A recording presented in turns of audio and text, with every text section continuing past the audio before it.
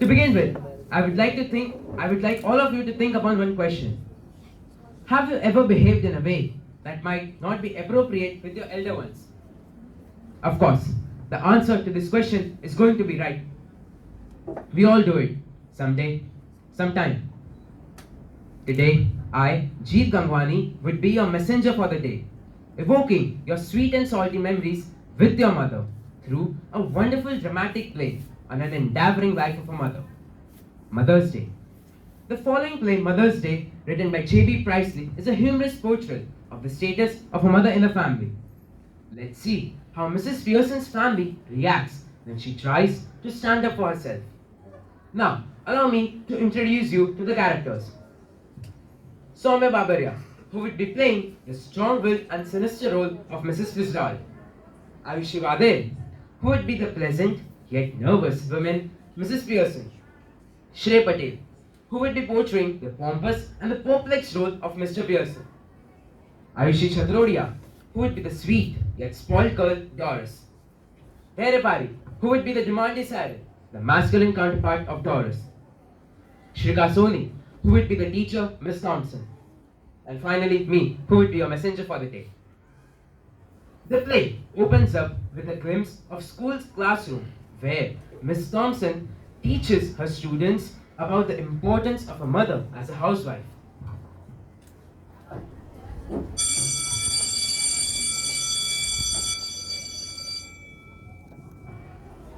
Good morning, teacher. Good morning, class. Please have a seat. I'm Miss Thompson. Since this is the first day of school, I would like you all to go one by one and introduce yourselves. Let's start with you.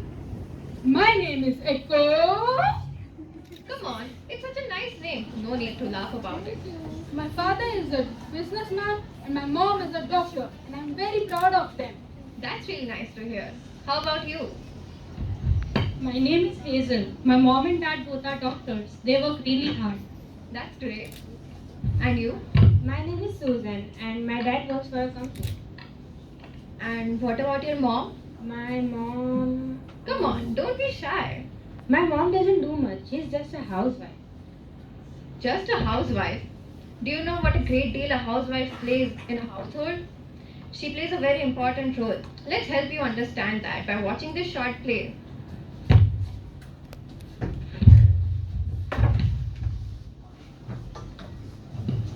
Scene 1.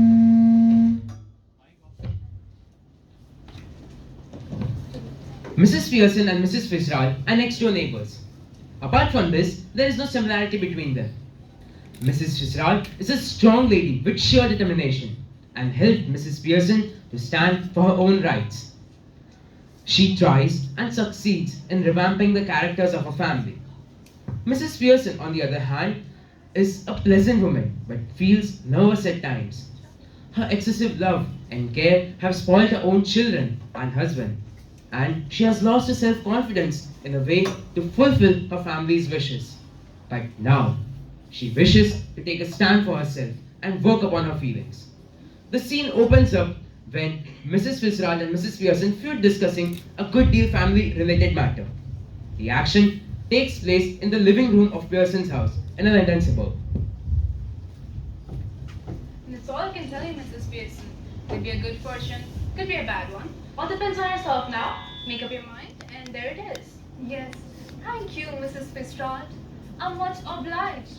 I'm sure it's wonderful having a real fortune teller living next door. Make up your mind, dear. Be the mistress of your own house and the boss of your own family. That's easier said than done. Besides, I'm so fond of them. Even if they are so thoughtless and selfish, they don't mean to be. Maybe not, but it'd be better for them if they learn to treat you properly. Yes, I suppose it would, in a way. No doubt about it at all. You think it does them good when you run around the house taking the orders like you were the servant of the family. Not in all your life. It's the ruin of them as well as you. Husbands, sons, and daughters should be taking notice of their wives and mothers and not treating them like dirt. Now don't tell me you don't know what I mean, as I know more than you've told me. Yes, I suppose it is. But I do hate any unpleasantness.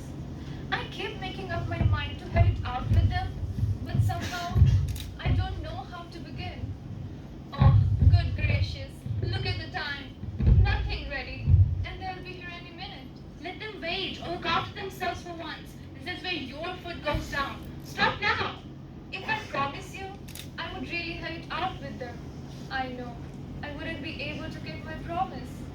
and let me do it. Oh no. Thank you very much, Mrs. Fitzgerald. But that wouldn't do at all. You haven't got the idea. Oh, I'm sorry. I thought you asked me to let you do it. I did. Not as me, as you. But that's impossible. How do you know? Ever tried it? No, of course not. I have. Not for some time, but it's still out to work. Won't last long. Long enough what we want to do. Just give me your hands, dear. This is your only chance. Give me your hands.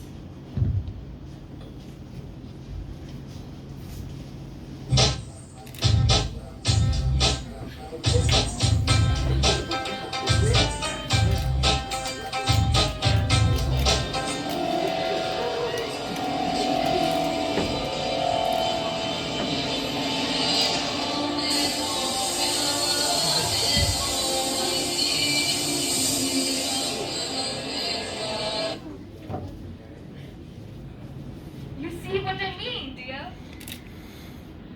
Oh, you don't want that. Oh dear, it's happened. Of course it's happened. Very neat. Didn't know I had it in me. Whatever shall I do, Mrs. Fitzroy? George and the children can't see me like this. They aren't going to. That's the point. They will have me to deal with. Only they won't know it. What if they can't change back? It'd be terrible. Here, steady, Mrs. Pearson. If you had to live my life, it wouldn't be so bad. You would have more fun as me than you had as you. But I don't want to be anybody else.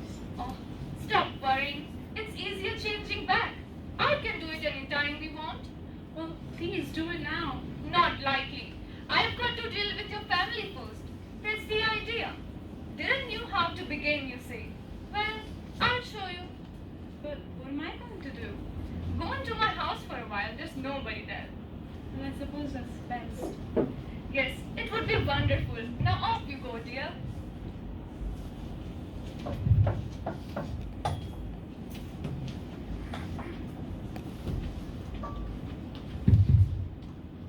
Mom, you'll have to iron my yellow silk. I must wear it tonight. What are you doing? What do you think I'm doing? Whitewashing the ceiling? But you are smoking. Yes, that's all right. No law against it, is there? And I thought you didn't smoke. Then you thought wrong. Are we having tea in the kitchen? Have it where you like, dear. What you mean it isn't ready? Yours isn't. I've had all I want. Might go out later and get a square meal at the Clayton. Why are you talking like this? What's wrong with you? Don't be silly. Oh, it's not me who's been silly. It's you who's been silly. And it's a bit much when I've been working all day and you didn't even bother to get my tea ready. And did you hear about my yellow silk? Don't you like it now? I never did. Of course I like it. And I'm going to wear it tonight. So I want it ironed. Want it ironed? What do you think it's going to do? Iron itself? No, you are going to iron it for me because you always do. Well, this time I don't. And don't talk rubbish to me about working hard. I've got a good idea how much you do, Doris Pearson. I put in twice the hours you do and get no wages, no thanks for it. Why are you going to wear your yellow silk? Where are you going? Out with Charlie Spence. Charlie Spence? Then both teeth in half. Oh, he isn't. When I was your age, I would have found somebody better than Charlie Spence. Or given myself up as a bad job. Oh, shut up. You better shut up.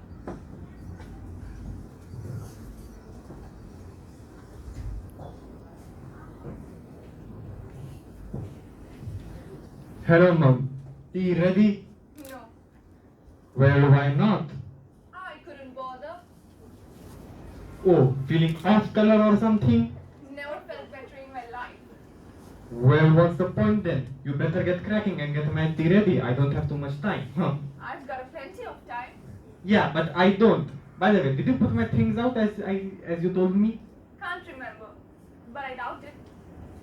Well, look, Ma. When I told you in the morning, you promised me that you will look and through if there is any mending or not. But why didn't you put it out? Well, now I've decided. I don't like mending. Wow, that's a nice way to talk. What will happen if you talk in that way, huh? You all do talk like that. If there's something at home you don't want to do, you don't do it. And if there's something at work, you get a union to bar it. Now all that's happened is that I've joined join the movement. Well, what's the problem with you? Is there anything wrong? Changes.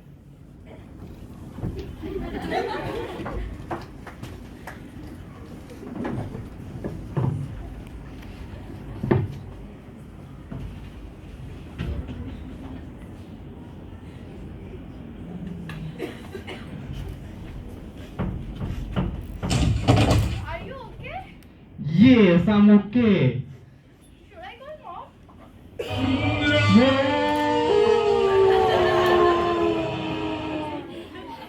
Why? Has she been like that with you too? Yes, naughty ready, couldn't care less. Well, I'm glad it's both of us. I thought I had done something wrong. Yeah, even I thought I did something wrong, but it is her, of course. Well, she was smoking and playing cards when I came in. I couldn't believe my eyes.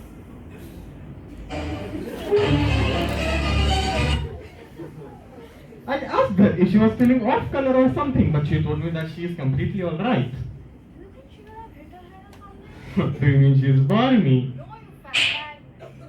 You know concussion she might have? Yeah. What will happen if she is like that when dad comes in? Well, I'm staying in for now. Ah.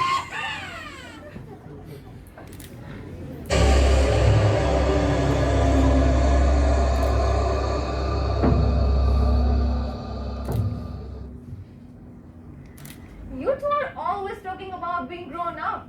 Why don't you for once try to be your age? Can't we even laugh now? Yes, but if it is funny, go on, tell me, make me laugh. I could do with that. But you know, you never understand our jokes, Mom. I was yawning at your jokes before you were born, Doris. By the way, did you get my tea ready? It's been thick. I have to work 8 hours a day. 8 hours a day? Yes, 8 hours a day. I've done my 8 hours. Well, that's different. Of course it is. It was. Now it isn't. 40 hours week for all. I think I have to make my tea myself. I can't keep up with this energy. Mom, you don't mean you are not going to do anything on Saturday and Sunday? I wouldn't go that far. I might make a bed or two and do a bit of cooking. Might go off for the weekend perhaps. Go off for the weekend? Yes, I could do it with a change. Where would you go? And who would you go with?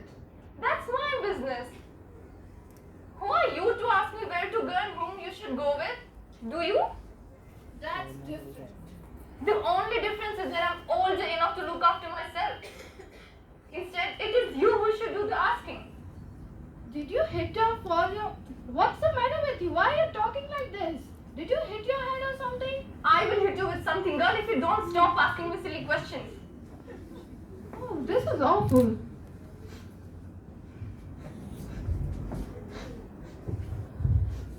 Hello, what's this? Can't be anything to cry about. Oh, you'll see that. Did she say you'll see? Yes, What did she mean? you better ask her. Stout? Yes, What are you drinking stout for? because I fancied some. At this time of the day? Yes, what's wrong with it at this time of day? Nothing, I suppose, Annie, but I've never seen you do this before. Well, you're seeing me now? Yes, and I don't like this. I don't like surprises. Well, that's ought to be a nice change for you. What do you mean? It must be some time that you were surprised at me, George. I don't like surprises. I'm all for a study going on. You ought to have known by this time. By the way, no tea this morning. A special match at the club tonight. Well, and a good thing too as it's turned out. Do you mean you haven't prepared any? My goodness, listen to the man. Annoyed because I don't get a tea for him that he doesn't even want? Ever tried that at the club? Tried what at the club? Nothing. Going to the bar and telling him that you don't want a glass of beer. But you're annoyed because they haven't already poured it out. I don't know what you're talking about. They would laugh at you even more than they do now. They don't laugh at me. Of course they do. They call you Pompey Pearson because they think you are too slow and pompous. Never. It has always bitten me why you should spend a lot of time at a place where they are always laughing behind your back and calling you names. Leaving your wife night after night instead of taking her out who doesn't make you look a fool. silent. You have been with me to the club once or twice. They don't laugh at me or call me Pompey Pearson, do they? Well, I'm afraid to say that yes, they do laugh at you and call you Well, I'll be damned.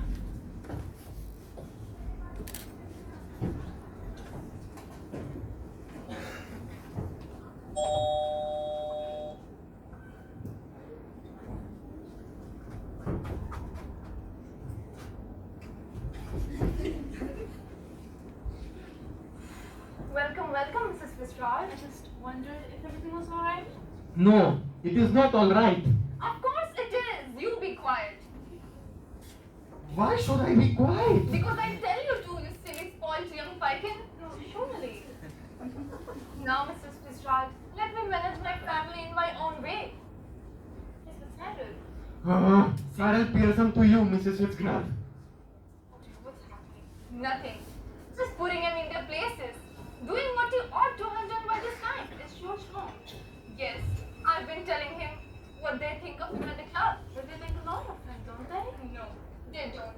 And now he knows it. Oh, Mrs. Fitzgerald, I wish you had it. Now, Mrs. Pearson, they'll be doing whatever you tell. Whatever you want, they'll be doing it. But I don't want them to do what I want, or whatever I want.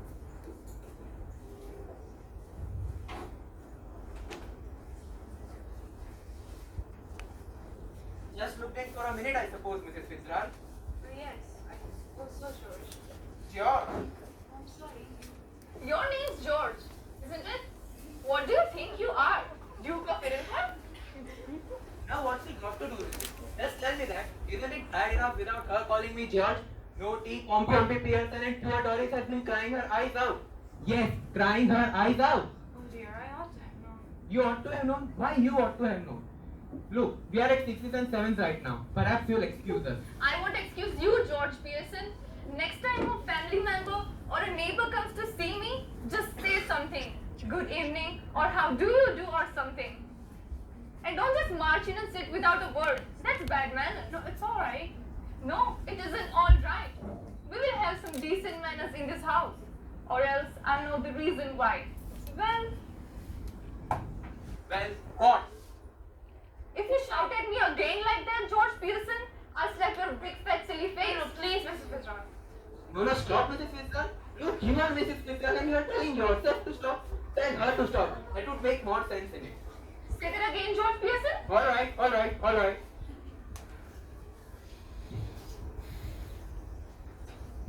What's going on here? Hello, Doris, dear. Hello, Mrs. Fitzgerald. I thought we were going out with Charlie's friends tonight. What's that to do with you? Stop that. No, it's alright. No, it isn't alright. I would have a daughter of mine talking to anybody like this. Answer her properly, or else go upstairs again. Don't look like me. I gave up. I just gave up. Answer her. Well, I was going out with Charlie's friends, but I had to call it off. Oh, what a pity. Why have you, dear? Because if you must know, my mom has been making me feel miserable and saying he's half-witted and got buck teeth. You shouldn't have said that. Don't you forget to go to your club. And don't you start crying again, Doris. No, this is enough. It's quite enough. Listen, you. I need to have a private little talk with Mrs. Fitzgerald. There's something here that only I can deal with. I'm glad somebody can. Because I can't. Come on, Doris.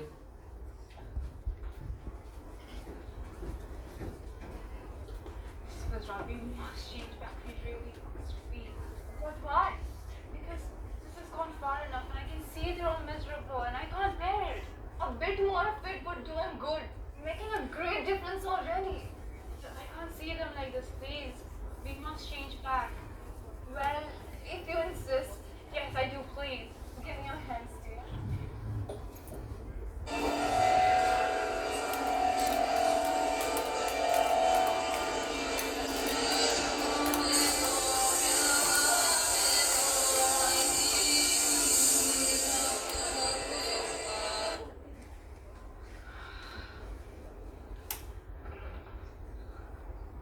I enjoyed that.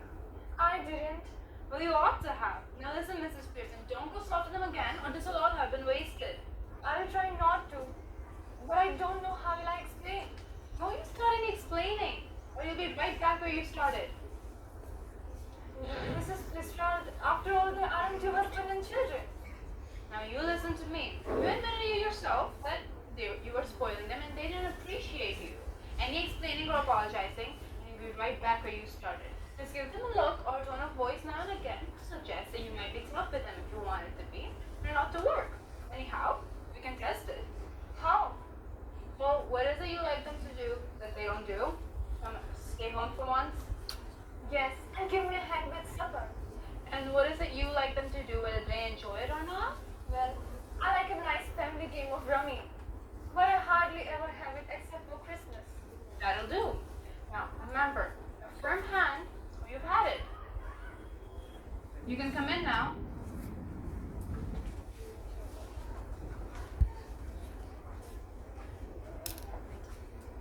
Yes, Mother. Saying that you don't want to go out, I tell you what I thought we would do. No objections, I hope. No wife, no objection. I thought we would have a nice family game of rummy. Well, both of you could get the supper ready while I have a talk with your father. Suits me. What about you two? Yes, that works for me. It's alright. Well, What? Speak up. I mean, that would be lovely. Thank you so much, Mrs. Lestrade. Come again soon. Yes, have fun, dear.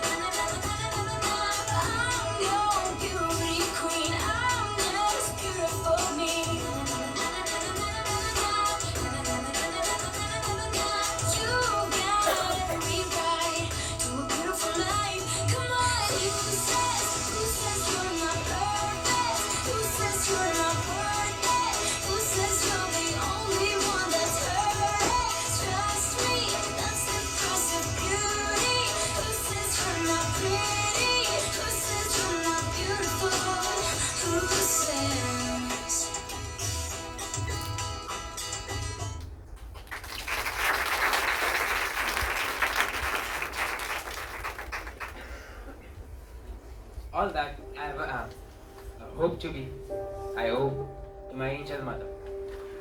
Two words by Abraham Lincoln. Mother. A mother is the one who has been expected to contribute her whole life towards a family.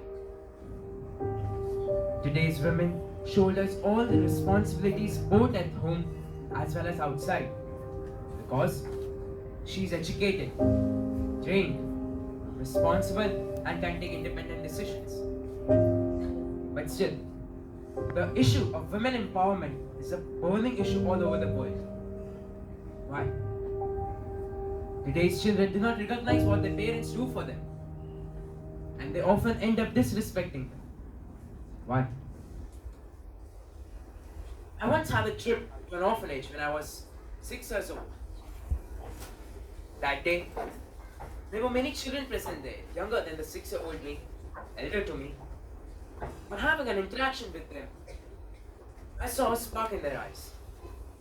A spark, after all that loneliness. A spark of hope. A spark cock that someday someone might come to adopt them. Till then, they just have to wait. That day, when I went home, I stood in front of God. I completely broke down.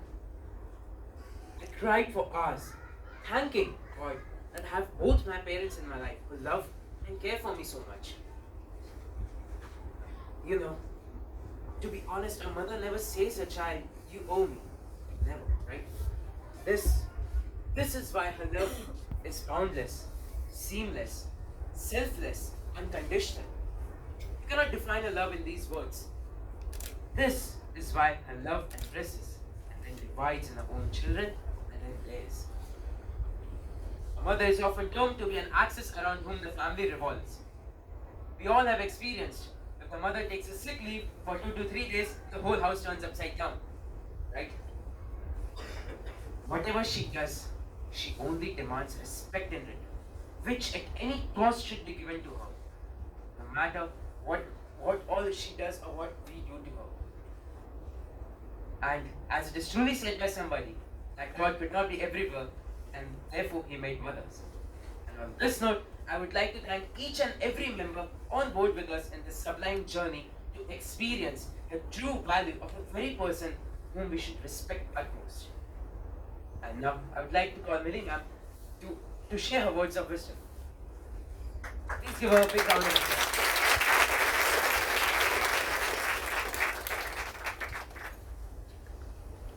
Thank you. May we have a big round of applause for all.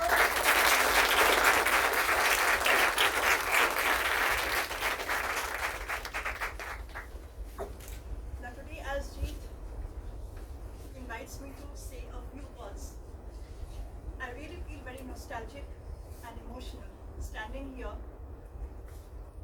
because finally we could stage this play after a gap of 1 year.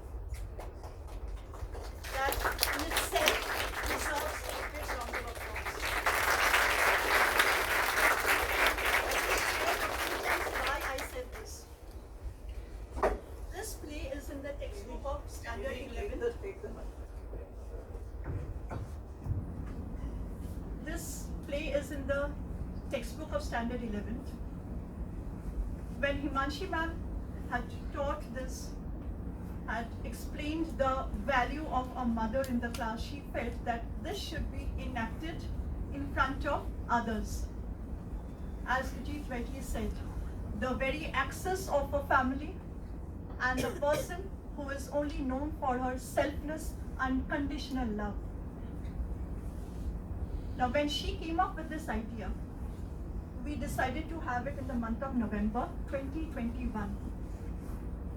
But as bad luck would have it, the third wave of COVID hit and we had to shift to hybrid mode of classes and we had to postpone the play, which was scheduled for November 2021.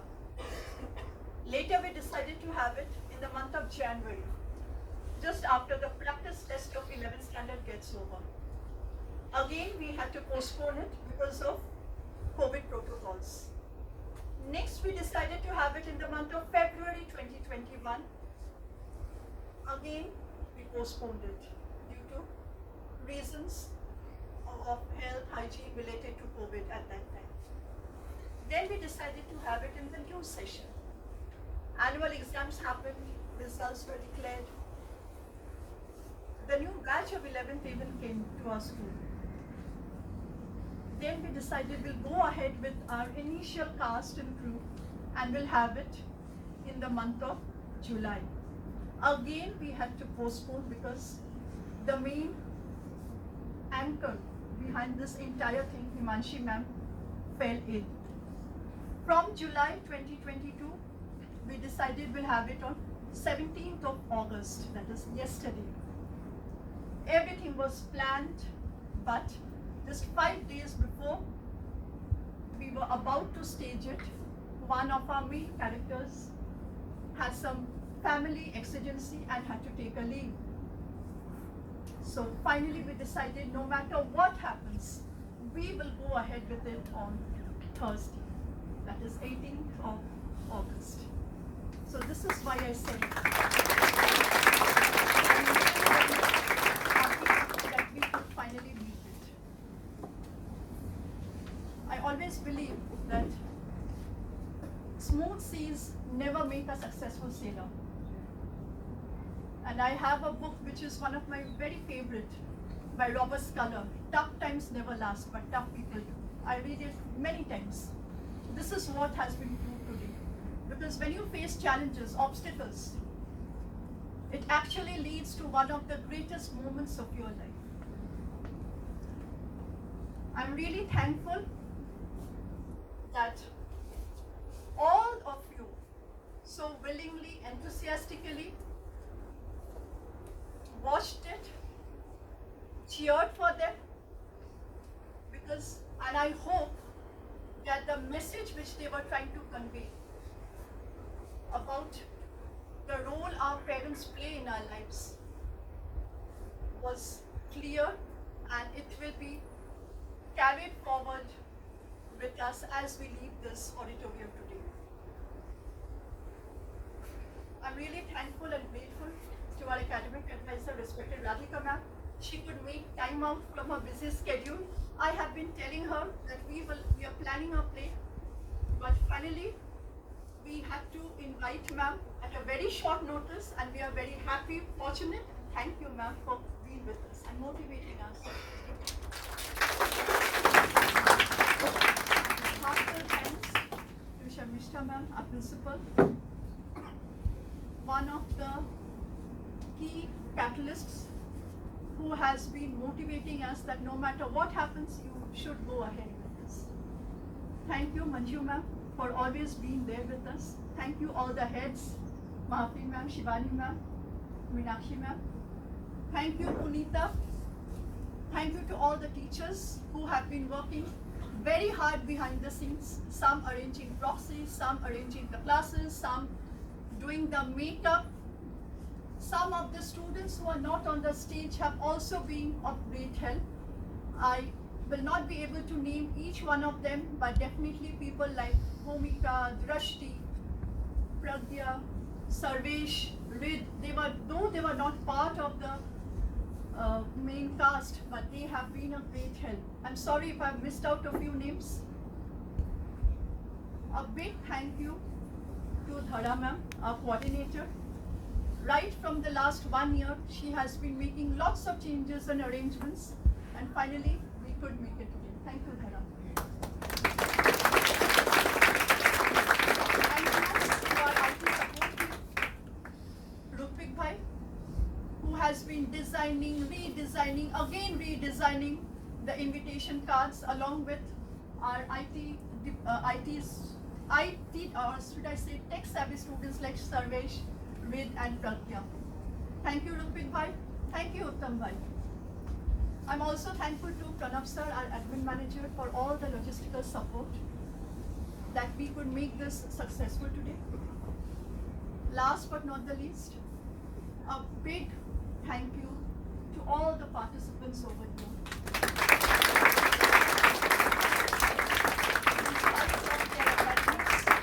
In spite of a lot of things, they could finally portray the message we wanted to portray for the last 1 year.